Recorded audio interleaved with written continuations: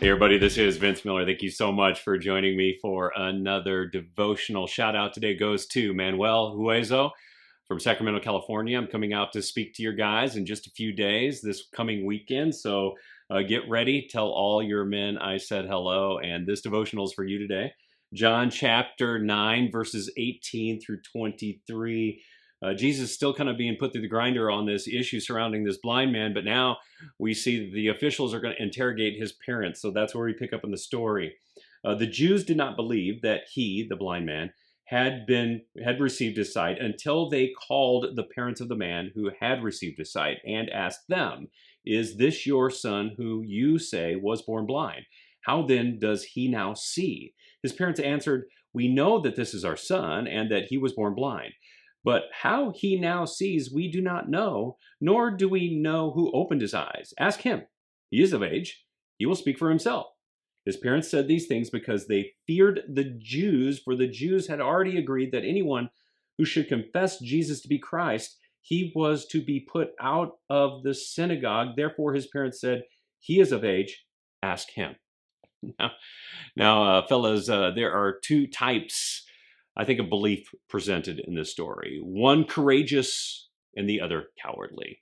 Remarkably, they are both from the same religion and the same family and are witnesses to essentially the same event, the healing work of Jesus. But what gives them away is really their confession. The confession that they state reveals their courage or their cowardice. Now, know this, we get the same choice in our daily confession. And by confession, I mean how we actually speak about Jesus' work in our life. And many believing men, many, have been silent about this for far too long. Some believers assume that our social gospel or good deeds are enough for people to see and to know and to hear about Jesus. But this couldn't be further from the truth.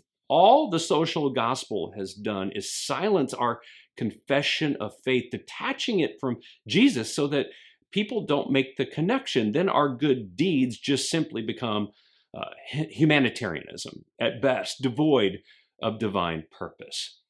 And that's really the agenda of the officials in this text. The religious officials don't want anyone to attach a divine miracle to Jesus, because then that might mean someone will confess him as Christ or Messiah. So they've established a counter agenda.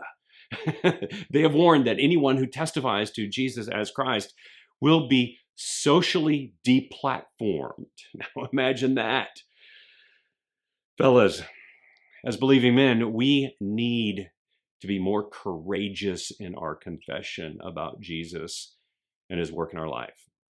So if you've been a little cowardly because maybe you were concerned about the potential losses, consider this statement by Jesus in Matthew chapter 10, verses 32 through 33. He says, so everyone who acknowledges me before men, I also will acknowledge before my Father who is in heaven. But whoever denies me before men, I also will deny before my Father who is in heaven. So your choice is cowardly in your confession or courageous in your confession. One results in losses now, like maybe some relationships, maybe your status, maybe some money, maybe a job. And the other results in losses later, like your eternity. But choose wisely, because the potential losses are far more significant on one side than they actually are on the other.